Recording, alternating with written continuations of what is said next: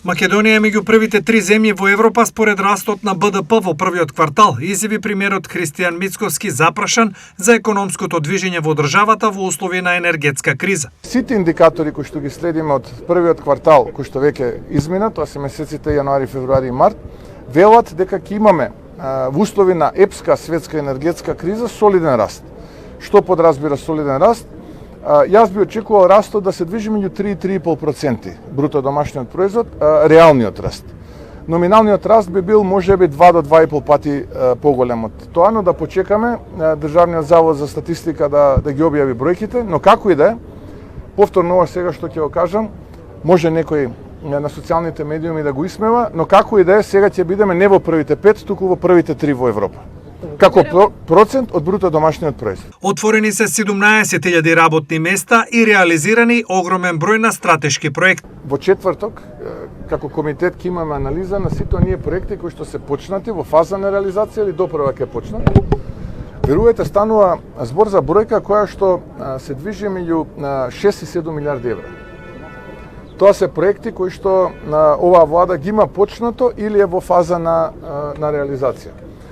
Многу брзо ќе излеземе во јавноста со гантограм на активности и со реализирање на овие проекти, така што овој инвестициски циклус е навистина огромен и обемен и јас очекувам драматично на овој начин да се зголеми бруто домашниот производ во кварталите кои што следат. Најдосна до крајот на јуни ќе се знае новата кадровска форма на владата по најавената реконструкција, потврди денес премиерот Христијан Мицкоски на прашањето за динамиката и кои ќе ја напуштат, а кои ќе влезат во новиот владин кабинет. Втора половина на јуни седнуваме со владините партнери да разговараме за како понатаму, така што мислам дека ќе се добие формата во втората половина на јуни. Сега сме посветени на натрепартиските поместувања, реструктурирања. Тоа отприлика планираме да го завршиме до средина на јуни и веќе втора половина на јуни да седнеме со партнерите и да разговараме. Претходната влада прифатила национално неморални услови и сега процесот за интеграција во Европската унија е закочен. Веќе извесен период не знаеме со кого да разговараме, дали со Бугарија или со Европската унија, изјави денеска премиерот Христијан Мицкоски. Нашиот став е јасен, само дајте ни еден ден однапред информација и ние ќе стигнеме таму каде што вие ќе кажете и ќе разговараме со кого вие ќе кажете. Но ние не знаеме со кого да разговараме, затоа што од една страна официјална Софија вели ова е проблем меѓу Македонија и Европска унија, во ред, ние одиме во Брисел да разговараме и они викаат чекај како разговарате без нас. Па ајде ние велиме ајде со Софија да разговараме. Па тие повторно истото го повторуваат како расипана плоча. Така што во суштина ние сме сериозни луѓе, сакаме да разговараме, нас ни треба ден однапред да ни кажат, таму и таму дојдете и ние ќе разговараме. Ако условување повеќе нема, тогаш е лесно. Ако сите европски политичари се едногласни дека нема да има повеќе условувања, тогаш најмалку што можеме ние да добиеме како држава се нови заклучоци во кои што тоа све ќе го ставиме. Затоа што на тој начин ќе се потврди поддршката и ќе се потврди довербата. Мицкоски денеска е категоричен потенцирајќи. Треба сите да знаат дека без ВМРО ДПМН оваа работа не бива. Ние може да имаме политички аналфабети кои што на дневна основа артикулираат тема колку да ја држат темата, бидејќи така им рекле, држат темата и мислат дека на тој начин ќе добијат нешто да ја поларизираат јавноста, но само губат. Ја не знам како него гледаат тоа дека само губат и ги нарушуваат позициите на владата. Бидејќи јас кога би бил од страна на бугарската влада, кога гледам дека внатре имам човек кој ги урива позициите на владата, тогаш би си седел мирен и би се радикализирал. Зошто би барал решение? На темата евроинтеграцијски процес денеска Мицкоски ќе има средба со претседателот на Европскиот совет Антонио Кошта, кој е на балканска турнеја. Додека граѓаните чекаат на реформи и одговори за европските прашања, вториот човек на Мицкоски и вице-премиер Иван Стојковиќ се обраќа на состанок на локалните лидери на Кина, заедно со српската делегација, изнесоа денес од СДСМ. ВМРО ДПМН од друга страна сметаат дека спорот со Бугарија треба да биде решен врз база на реципроцитет, а не врз подчинување, како што сакаат СДСМ. Додека граѓаните чекаат реформи и европска иднина, вице-премиерот Иван Стојковиќ, најблизок соработник на Мицкоски и втор човек во државата, се обраќа на 7-миот состанок на локалните лидери на Кина заедно со српската делегација. Во земја која е полноправна членка на НАТО и кандидат за членство во Европската Унија, вториот човек на владата отворено промовира стратешка соработка со Кина. Човекот кој јавно се дружи со ноќните волци на Путин, кој слави со проруските структури во Република Српска и кој е тесно поврзан со српските безбедносни служби, сега директно заговара продлабочување на врските со Пекинг. Билатералниот спор со Бугарија треба да биде врз база на реципроцитет, а не врз база на подчинување како што сака Венко Филипче и Социјалдемократскиот сојуз. Времето кога Македонија водеше подчинета и понижувачка политика, предводена од Филипче, неговиот ментор Зоран Заев и Социјалдемократскиот сојуз заврши. Граѓаните во најголема мера даваат недвосмислена поддршка на Македонија кон европскиот пат, но исто така сличен процент на граѓани сметаат дека државата не треба да прави повеќе отстапки за да стане дел од Европската Унија. Производите се лажирани, а граѓаните измамени, вели Мицкоски по контролата на Агенцијата за храна и ветеринарство и скандалозните откритија во составот на млечните производи, кои се најдоа на рафтовите во повеќе супермаркети во државата. Тоа не влие врз здравјето на граѓаните, колку што се лажирани производите. Тоа е посуштинското прашање, затоа што кога станува збор за можеби квалитетот и сето тоа, ние не зборуваме сега за таков тип на производи кои што би можеле да го нарушат човековото здравје. Но тоа што е декларирано не соодветствува со испитувањата. И ако тие тоа го правеле, тогаш кој знае што се случувало во минатото. Инаку ова се редовни контроли, редовни проверки на овој производ, но ќе продолжат и на други производи. Тука штетата не само што е морална, туку е и финансиска и јас мислам дека репутацијата не само на производителите, туку и на овие компании доведена под прашање. Мицкоски потенцира дека контролите на АХВ ќе продолжат и во наредниот период и дека станува збор за редовни инспекциски контроли. Агенцијата за храна и ветеринарство ќе продолжи согласно законските надлежности да ги презема мерките кои што се неопходни во вакви случаи. Случајот предизвика огромно внимание и доби димензии на скандал, а освен граѓаните, голем број реакции стигна и од производителите на млеко, кои жестоко се спротивставуваат на производно-технолошките манипулации спроведени од познати производители. Албанското специјално обвинителство за борба против корупцијата, СПАК, денес потврди дека отворило истрага за проектот за крајбрежно одморалиште поврзан со зетот на американскиот претседател Доналд Трамп, Џаред Кушнер. СПАК потврди дека отворило истрага за контраверзните промени во статусот на заштитеното подрачје и сопственоста на земјиштето во 2024, но не откри дополнителни детали. Проектот на Кушнер го вклучува ненаселениот Јадрански остров Сазан и неколку стотици хектари од заштитениот пейсаж во Јуша Нарта, кој се смета за чувствителна крајбрежна мочуришна област, каде што живеат фламинга, фоки и морски желби. Србија е прва во Европа по стапката на раст на БДП во првиот квартал од оваа година, изјави српскиот претседател Александар Вучич за телевизија Прва, наведувајќи дека српската економија забележала раст од 3,2% во тој период. Само во април растот беше 4%. Онаму каде што имаме проблеми е енергетиката. Го зајакнавме градежништвото и издавањето дозволи. Верувам дека тоа ќе се види во вториот, особено третиот и четвртиот квартал.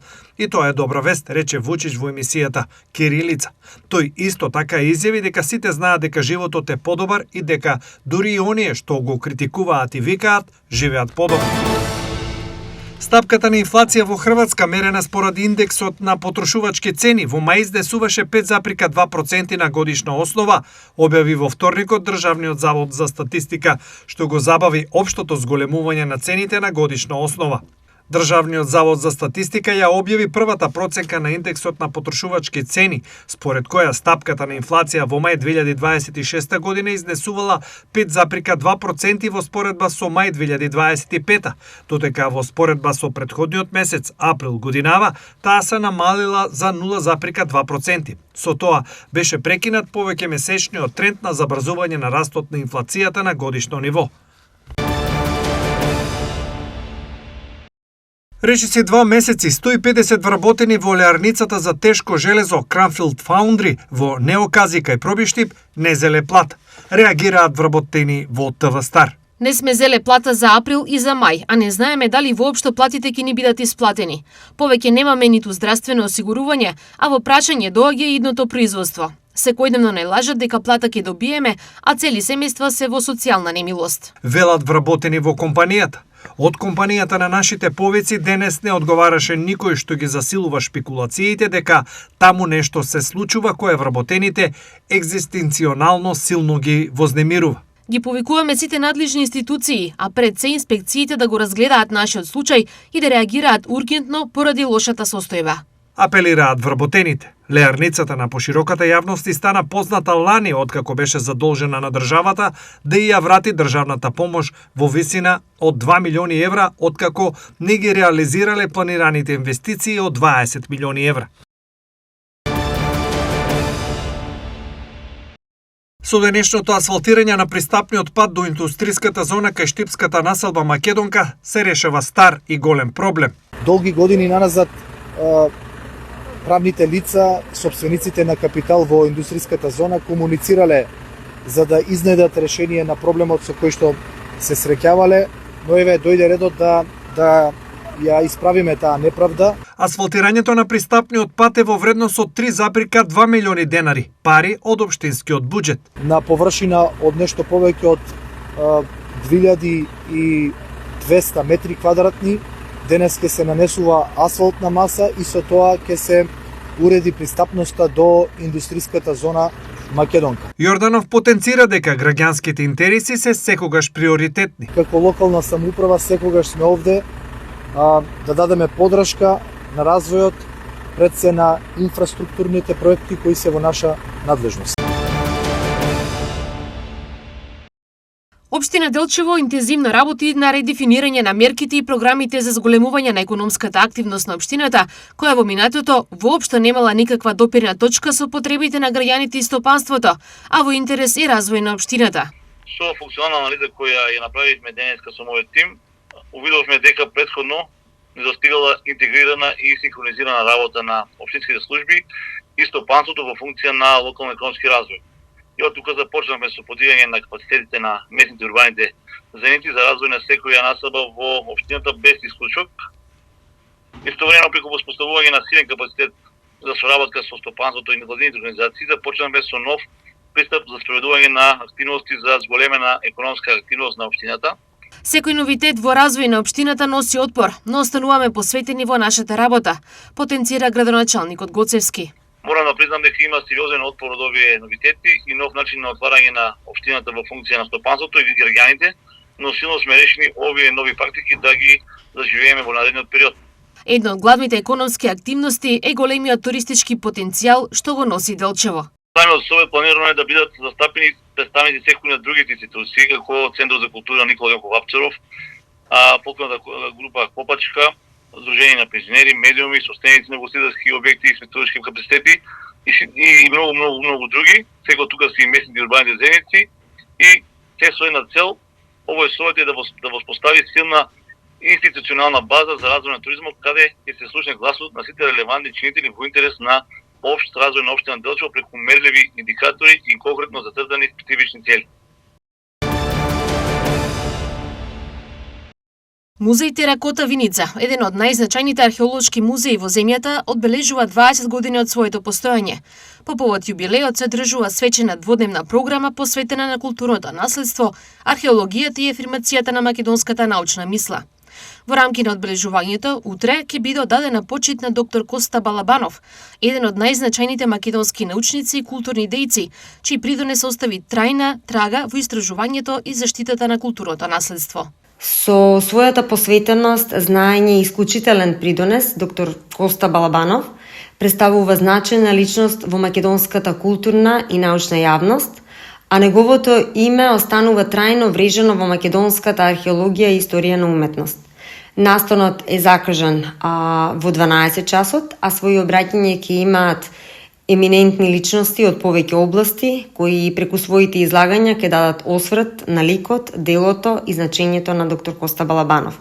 Очекуваме достоинствен собир кој ќе представува искрен израз на почит кон неговиот богат, научен и културен придонес. Музеот денес располага со богата археолошка поставка што сведочи за континуитетот на животот во регионот на Виница, од праисторијата преку античкиот период до средниот век. Посебен акцент ставаме на рано-христијанскиот период од 5 и 6 век и на уникатната колекција на теракотни икони кои представуваат едно од највредните и најпрепознатливи археолошки богатства во државата. Над 300 нови првачења во Штип се запишени во што току завршениот прв уписен рок во мај. Објави денеска Снежана Санева, раководител на одделението за ЛЕР, јавни дејности и образование при Штипската општина. Вкупниот број на досега запишани ученици во сите 5 основни училишта е над 300.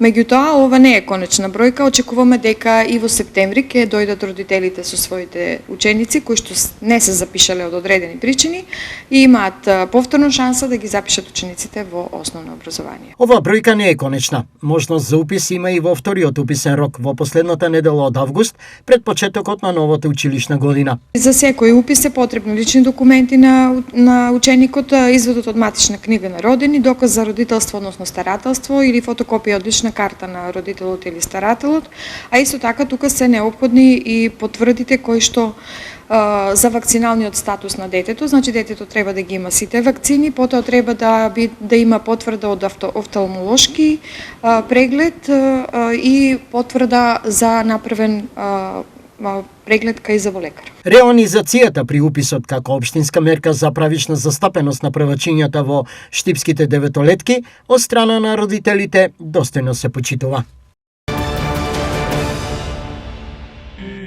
Православните христијани утре на 3 јуни го одбележуваат празникот посветен на светите рамноапостолни цар Константин и неговата мајка царица Елена, кои оставиле длабока трага во историјата на христијанството. Светиот цар Константин е син на царот Констанци Флор и неговата жена царицата Елена.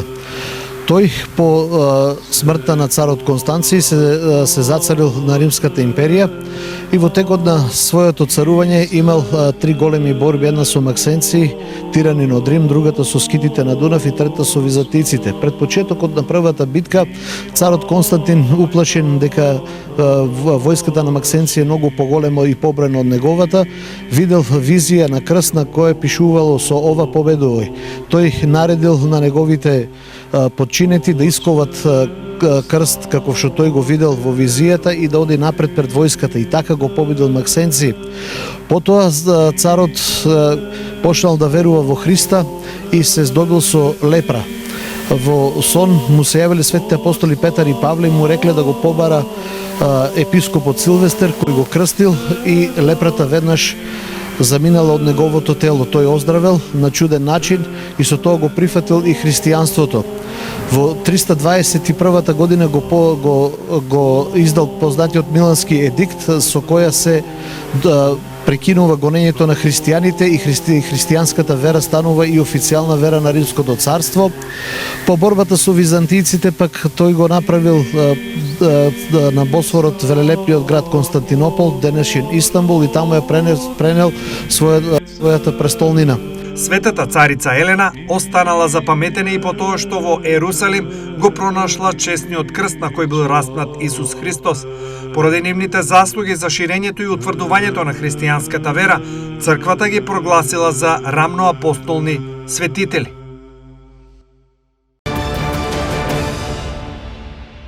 Најстарите видови пчели на планетата и главни опрашувачи беа под закана поради уништување на шумите и конкуренцијата од убиствените пчели. Сега, во историски преседан, пчелите без осило од Амазон први во светот добија законски права, што е пробив што подржувачите го гледаат како потик за заштита на пчелите и на други места.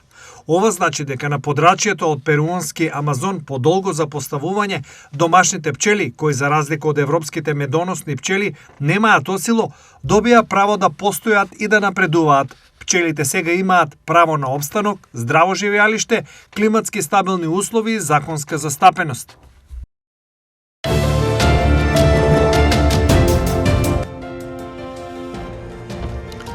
Утре времето претежно сончево, но во попладневните часови е можен развој на нестабилност кој ќе донесе слаб дожд.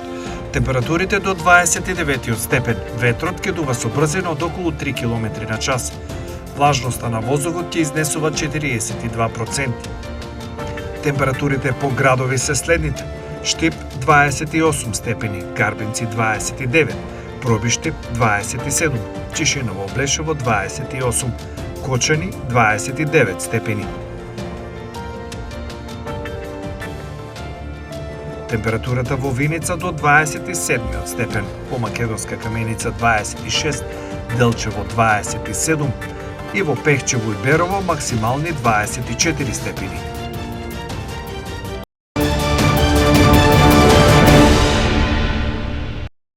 Според православниот календар, утре се потсетуваме на светиот цар Константин и неговата мајка царица Елена. Католиците си спомнуваат за Оливија.